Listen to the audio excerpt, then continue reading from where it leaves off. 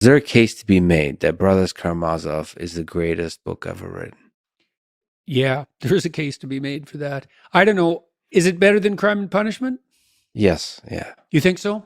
Why do you? I'm not arguing with it. Why do you think that? Well, every book is a person. Some of my best friends are inside that book. Yeah, it's an amazing book. There's no doubt about it. I think some books are defined by your personal relationship with them, and that one was definitive. And I almost graduated to that one because for the longest time, The Idiot was my favorite book of all. Because I identified with the ideas represented by Prince Mishkin. I also identified that's interesting. to Prince Mishkin as a human being. The holy fool. The fool, because the world kind of, my whole life still kind of saw me in my perception, my narrow perception as kind of the fool. And different from the interpretation that a lot of people take of this book, I see him as a kind of hero, definitely, to be a naive, quote unquote fool, but really just a naive optimist, and naive in the best possible way. I do believe that that's childlike. Yeah, childlike is a better. So naive is usually seen as that's childish, naive. Yeah, but childlike. That's why no one enters the kingdom of heaven unless they become like a child. That's Prince Mishkin. Dostoevsky knew that. So that's why you like The Idiot. That's so interesting. See, I think I like Crime and Punishment because while you identified with Mishkin, I think I identified more with Raskolnikov because I was tempted by Luciferian intellect, in the manner that, in a manner very similar to the manner he was tempted. But I mean, I think you can make a case that The Brothers Karamazov is Dostoevsky's crowning achievement. Well, and that's something, man. He ruined literature for me. Because everything else just felt insipid afterwards. Yeah. Not everything. I found some books that, in my experience, hit that pinnacle. The Master and Margarita. That's a deadly book. I've read that, I think, 4 times, and it's unbelievably deep. There's a Nikos Kazantzakis, a Greek writer. Mm-hmm. Some of his writing is amazing as well. Did you ever connect with the literary, like existentialist Camus, or people like Hermann Hesse, or even Kafka? Yeah. Did you ever connect with those to the same degree? Yeah, to the same enough to be an influence. You have to be deaf in some fundamental sense not to encounter a great dead friend and fail to learn. And I mean, I tried to separate the wheat from the chaff when I read.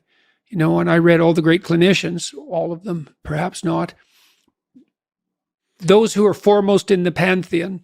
And I tried to pull out what I could. And that was a lot. I learned a lot from Freud. I learned a lot from Rogers. And I learned a lot from Dostoevsky and Nietzsche. I'm going to do a course on Dostoevsky and Nietzsche for this Peterson Academy. This is coming up in January. Oh, that'll be them I'm together. Really looking forward to it. You're weaving... I hadn't thought about doing them together. Oh. That'd be fun. That's a good idea. Well, that'd be a good idea. There's an interesting... Steal that idea. No.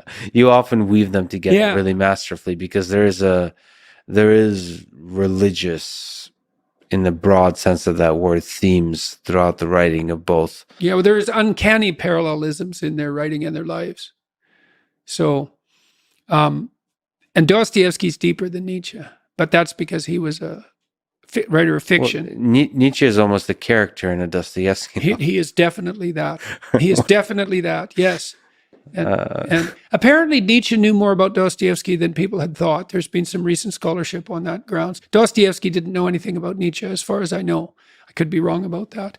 But the thing that Dostoevsky had over Nietzsche is Nietzsche had to make things propositional in some real sense because he was a philosopher. And it's hard to propositionalize things that are outside your ken, but you can characterize them.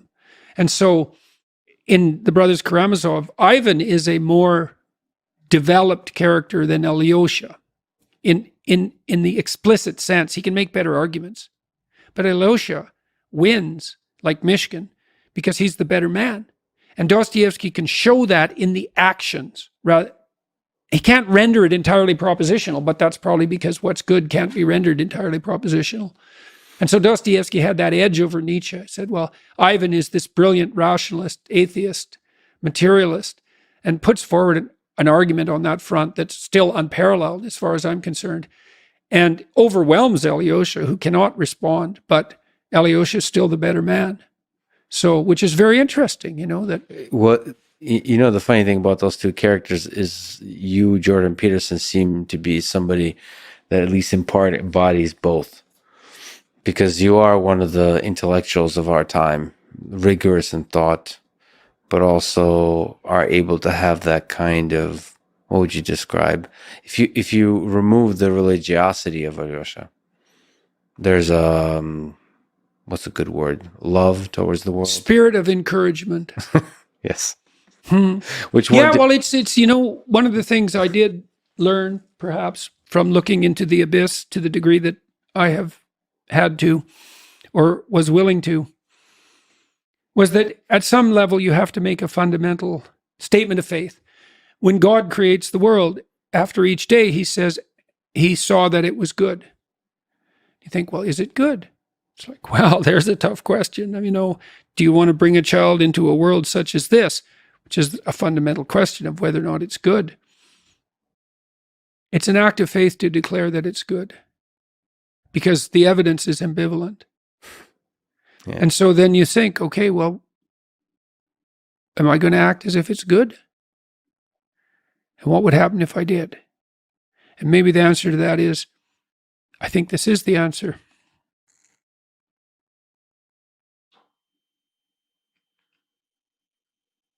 The more you act out the proposition that it's good, the better it gets. And so Dostoevsky said, this is something else. Every man is not only responsible for everything he does, but for everything everyone else does. It's like, what, is that profound, or are you just insane? Then you think,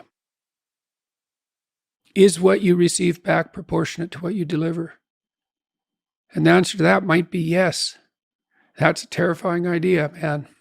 And it's certainly, you can see that it's true in some sense, because people certainly respond to you in kind with how you treat them. That's certainly the case. I mean, it's terrifying and it's exciting. Yeah, right. Well, that's an adventure, isn't it? You, you create the world by the way you live it. The world you experience is defined by the way you live that world, and that's really interesting. And then taken as a collective, we create the world together in that way.